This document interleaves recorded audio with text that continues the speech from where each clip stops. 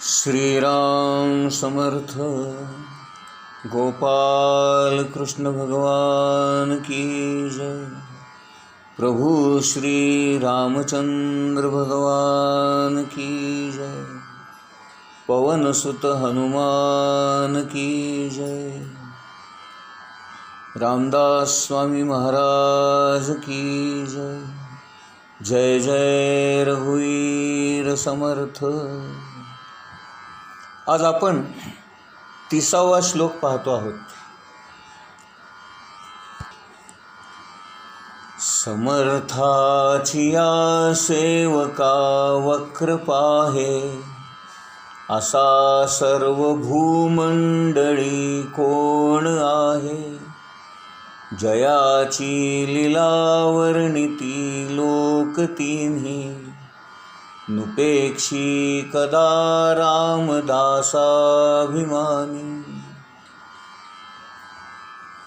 या श्लोकामध्ये समर्थ आपल्याला दोन गोष्टी सांगू इच्छित आहेत की त्यांचा जो प्रभू श्री रामचंद्र आहे तो कसा समर्थ आहे आणि त्याचा मी सेवक आहे, त्याचा मी दास आहे, तर या दासावर कोणतंही संकट येऊ नये म्हणून तो माझा प्रभू, तो माझा समर्थ माझी कशी काळजी घेतो आहे हे ते आपल्या मनावर बिंबवत आहेत। ते म्हणतात की समर्थाची या सेवका वक्र पाहे, असा सर्व भूमंडळी कोण आहे। नाही का, सर्व भूमंडळी असं त्यांनी शब्द वापरला आहे। भूमंडळ म्हणजे ही संपूर्ण पृथ्वी। म्हणजे त्यांना आपल्या प्रभूबद्दल, आपल्या दैवताबद्दल, आपल्या स्वामीबद्दल किती मनामध्ये उच्च कोटीचा भाव आहे, किती श्रद्धा आहे आणि कशी त्यांच्या मनामध्ये आपल्या समर्थाच्या सामर्थ्याची खात्री आहे हे यातून दिसून येते। ते म्हणतात की माझा हा समर्थ कसा आहे, तर तो इतका सामर्थ्यवान आहे, इतका उच्च कोटीचा असा तो वीर आहे, पराक्रमी आहे की ज्याची लीला तिन्ही लोकातले लोक वर्णन करतात। पृथ्वी, स्वर्ग आणि नरक या तिन्ही लोकांमध्ये जे कोणी आहेत, जे वास करतात, ते या प्रभूचं, या समर्थाचं गुणगान करत असतात, त्याच्या लीला चरित्राचं गायन करत असतात, त्याच्या लीला वर्णन करून एकमेकांना सांगत असतात। असा हा प्रभू आहे आणि त्या प्रभूचा मी सेवक आहे किंवा दास आहे। मग माझ्याकडे वक्र दृष्टीने पाहण्याची कुणाची बरे हिंमत होईल, असा प्रश्न ते या श्लोकातून विचारत आहेत। मनाच्या श्लोकातला हा सगळ्यात लोकप्रिय असलेला आणि सर्वांना माहिती असलेला असा हा श्लोक आहे। लहानपणापासूनच आपण हा श्लोक ऐकत आलेलो आहोत आणि हा श्लोक जेव्हा आपण म्हणतो किंवा ऐकतो तेव्हा एक प्रकारे आपल्या मनाला खंबीरता प्राप्त होते, निर्भयता प्राप्त होते। का? कारण माझे स्वामी माझ्याबरोबर आहेत, माझे स्वामी माझ्या पाठीशी आहेत, ही एक आपल्या मनामध्ये भावना निर्माण होते। त्यामुळे आपल्या मनातील भीती, चिंता, काळजी या सगळ्या गोष्टी आपोआप नाहीशा होतात। तो राम माझ्याबरोबर आहे तर मी घाबरायचं काय कारण आहे, मी कशाला कुणाला घाबरू। आणि एवढंच नव्हे तर मी काहीच करण्याची गरज नाही आहे, तो माझा प्रभूच हे सारं काही करतोय। कारण त्यांनी म्हटलेलं आहे की माझ्याकडे वक्रदृष्टीने पाहण्याची कुणाची हिंमत आहे आणि असा भूमंडळामध्ये कोण आहे। म्हणजे प्रभू आपल्या सुरक्षेची, रक्षणाची इतकी काळजी घेतो आहे की या संपूर्ण पृथ्वी तलावर आपल्याकडे वक्र दृष्टीने पाहण्याची सुद्धा कोणी हिंमत करणार नाही। कारण त्या सगळ्यांना हे पक्क ठाऊक आहे की हा त्या समर्थांचा दास आहे, त्या समर्थांचा सेवक आहे। असे हे सामर्थ्यवान प्रभू श्री रामचंद्र आणि त्यांचा मी दास आहे. आणि म्हणून इथे रामदास स्वामींनी आपल्याला हे सांगितलं आहे की आज आपण समाजामध्ये काय बघतो, आपण नको त्या माणसांची नाही का पूजा करत असतो, नको त्या माणसांच्या पुढे पुढे करत असतो, ऑफिसमध्ये साहेबांच्या पुढे पुढे करत असतो, दुकानामध्ये मालकाच्या पुढे पुढे करत असतो, किंवा बाकीच्या ठिकाणी मोठी जी माणसं असतात, श्रीमंत माणसं असतात, त्यांच्याकडे आपण पुढे पुढे करत असतो. म्हणजे या सगळ्या लोकांच्या पुढे पुढे करून काय मिळणार आहे आणि ते कशी आपली काळजी घेतील, किंवा त्यांना आपली काळजी घेण्याचं काही कारणच नाही आहे. म्हणून इथे समर्थ हाही एक भाव आपल्याला सूचित करतायत. ते म्हणतात की रामाचे दास होण्याचे सोडून तुम्ही बाकी का लोकांचे दास होता. आणि दुसरी महत्त्वाची गोष्ट म्हणजे ज्याचं आपण दास्यत्व करतो तो स्वामी त्या योग्यतेचा, त्या लायकीचा, त्या अधिकाराचा आहे का, हेही आपण पाहिलं पाहिजे. नाहीतर आपण ज्यांचे दास आहोत, ज्यांचे सेवक आहोत, ज्यांच्या पुढे पुढे करत आहोत, तीच माणसं जर लाचार असतील, तीच माणसं जर हात पसरणारी असतील, तर ते आपलं काय संरक्षण करणार आणि आपल्याला काय आधार देणार. इथे प्रश्न आधाराचा आहे. आता आधार म्हटल्यामुळे एक गोष्ट मला आठवली. आपण सगळेजण इन्शुरन्स पॉलिसी घेतो, लाईफ इन्शुरन्स. आता याच्यामध्ये काय असतं की त्या कंपन्या खोटा प्रचार करून आपल्याला आधार दिला आहे असं भासवतात. वास्तविक पाहता त्यांचा तो पैसे मिळवण्याचा हेतू असतो, त्यांचा तो धंदा असतो, आणि आपल्यासारख्या घाबरट भ्यालेल्या माणसांना कसं आपल्या जाळ्यात ओढता येईल आणि कसा आपला जास्तीत जास्त बिझनेस वाढेल हेच ते पाहत असतात. आपली पॉलिसी उतरून आपल्याला पैसे देण्यामध्ये त्यांना मुळीच रस नसतो.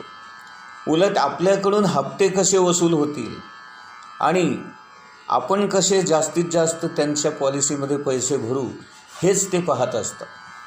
आणि सगळ्यात महत्त्वाची गोष्ट म्हणजे त्या पॉलिसीचे जे काही पैसे मिळणार असतात ते एकतर आपला ॲक्सिडेंट झाल्यावर, किंवा आपल्याला अपंगत्व आल्यावर, किंवा आपण मेल्यावर ते पैसे मिळणार असतात. मग जिवंतपणे आपल्याला त्याचा काय फायदा आहे, हाही एक विचार इथे या निमित्ताने आपण सगळ्यांनी केला पाहिजे.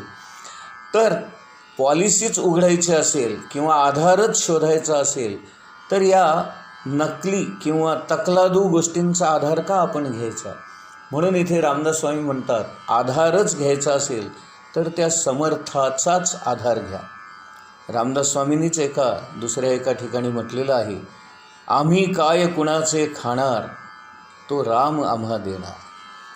म्हणजे याच्यामध्ये ते आपल्याला एक प्रकारची गॅरंटी देत आहेत की राम आपल्या अन्नपाण्याची सोय करतो, राम आपल्या जगण्याची सोय करतो, राम आपल्या उदरनिर्वाहाची सोय करतो, राम आपल्या संरक्षणाची काळजी घेतो, राम आपल्या भविष्याची काळजी घेतो, राम आपल्या होणाऱ्या गोष्टींची काळजी घेतो. मग आपण काळजी कशाला करायची. आणि म्हणून इथे ते म्हणतात की ज्याची लीला वर्णिती लोक तिन्ही, असा हा माझा राम जो आहे, असा हा जो माझा परमेश्वर आहे, भगवंत आहे, तो इतका सामर्थ्यवान, इतका प्रसिद्ध आणि इतका दैदिप्यमान आहे की ज्याच्या पुढे हे सारं त्रैलोक्य फिकं पडतं. सारी त्रैलोक्यातली माणसं त्याचे गुणगान करत असतात, त्याच्या शक्तीचं वर्णन करतात, त्याच्या सामर्थ्याचं वर्णन करतात, त्याचं चरित्र गातात, त्याची लीला गातात. आणि मग तो राम कसा आहे तर ते शेवटच्या ओळीमध्ये सांगतात, नुपेक्षी कदा राम दासाभिमान. म्हणजे इथे दोन अर्थ त्याचे. दास जो असतो त्याला आपल्या स्वामींबद्दलचा अभिमान असला पाहिजे, आणि स्वामी जो असतो त्याला आपल्या दासाबद्दल अभिमान असला पाहिजे. त्यामुळे दासाभिमानी हा शब्द दोन्ही बाजूनी आपल्याला विचार करता येईल की मी जर खरंच माझ्या प्रभूचा दास असेन तर माझ्या मनामध्ये त्याच्या सामर्थ्याविषयी किंवा त्याच्या मला असलेल्या सहाय्याविषयी माझ्या मनामध्ये कुठल्याही प्रकारचा संशयाचा भाग येता कामा नये, की मला निश्चित खात्री असली पाहिजे की माझे स्वामी माझ्याबरोबर आहेत, माझा प्रभू माझ्याबरोबर आहे. मी कधीही हाक मारली तरी तो धावून येणार आहे, ही खात्री आपल्याला असली पाहिजे. म्हणजेच याचा अर्थ मला म्हणजे दासाला माझ्या प्रभूचा, माझ्या स्वामींचा अभिमान आहे. आणि दुसऱ्या बाजूने विचार केला तर दासाभिमानी राम तो आपल्या दासाची काळजी घेत असतो आणि दासाचा अभिमान त्याला वाटत असतो की वा वा वा माझा दास कसा चांगला आहे. आणि म्हणून तो दासाभिमानी जो राम आहे तो नुपेक्षी कदा म्हणजे माझी कदापिही उपेक्षा करणार नाही, ही खात्री आपल्याही मनात पाहिजे. आणि म्हणून इथे समर्थ म्हणतात की माझा जो स्वामी आहे तो माझी कदापिही उपेक्षा करणार नाही, मला कधीही दूर करणार नाही, मला कधीही धोका देणार नाही आणि सदैव माझ्या हाकेला प्रत्युत्तर देऊन तो ताबडतोब धावून येईल. अशा प्रकारे मला माझ्या स्वामींविषयी आणि स्वामीला आपल्या दासाविषयी खात्री असली पाहिजे. आणि इथे सगळ्यात अजून एक महत्त्वाचं तत्त्व आपल्याला बघायचं आहे की आपण खरेच सेवक आहोत का. आता सेवा करणे म्हणजे नेमकं काय करायचं आहे हाही एक भाग आपण समजून घेतला पाहिजे. तर महाराजांच्या एका प्रवचनामध्ये महाराजांनी याच्याबद्दल असं सांगितलेलं आहे की आपल्याला जेव्हा एखाद्या गुरूंची किंवा एखाद्या संतांची किंवा एखाद्या साधू पुरुषाची सेवा करायची असते तेव्हा त्याच्या शरीराची सेवा करणं हा अर्थ अभिप्रेत नाही आहे. तर सेवा करायची म्हणजे काय की त्याला जे आवडेल त्या पद्धतीने आपण तसं वागायचं, याला त्यांनी सेवा म्हटलेली आहे. किंवा माझ्या गुरूंना काय नेमकं हवं आहे, त्यांना माझ्याकडून कशाची अपेक्षा आहे हे आपण जाणून घेऊन त्याप्रमाणे त्यांच्या अपेक्षांची पूर्तता करण्याचा प्रयत्न करणं म्हणजे खऱ्या अर्थाने आपण त्या संतांची किंवा साधू पुरुषाची सेवा करणं असं होईल. दुसरा एक भाव याच्यात असा आहे की आपण ज्याचे सेवक आहोत, आपण ज्याचे दास आहोत, त्यावेळेला तो माझा मालक आहे, तो माझा स्वामी आहे, हा भावसुद्धा आपल्या मनात असला पाहिजे. आणि म्हणून इथे दासाचं किंवा सेवकाचं कर्तव्य काय असतं तर आज्ञापालन हे त्याचं कर्तव्य असतं. आणि म्हणून आपल्या गुरूंनी किंवा आपल्या स्वामींनी केलेली आज्ञा तंतोतंत पाळणं हे सुद्धा शिष्याचं किंवा दासाचं, सेवकाचं एक कर्तव्य आहे. आता या संदर्भात महाराजांचं एक प्रसिद्ध एक तुम्हाला प्रवचनामधला भाग सांगतो. एकदा त्यांनी एका माणसाला सांगितलं होतं की 40 पावलं चालत जा आणि तिथे खण म्हणजे तुला धन मिळेल.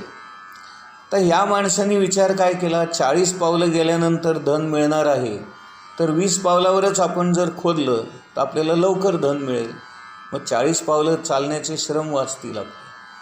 म्हणून त्यांनी 20 पावलं चालून गेल्यानंतर त्यांनी खोदलं पण त्याला मातीशिवाय दुसरं काही सापडलं नाही.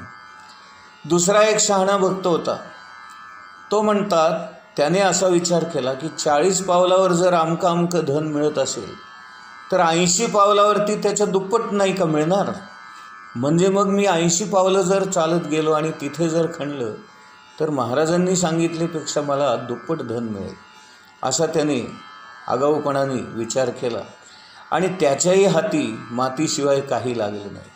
तर सांगायचं तात्पर्य असं की गुरु जेव्हा आपल्याला आज्ञा करतात 40 पावलं जा आणि 40व्या पावलावर खण, की आपण तिथेच खणलं पाहिजे, म्हणजे आपल्याला तिथेच तो सोन्याचा किंवा धनाचा हंडा आपल्याला सापडतो.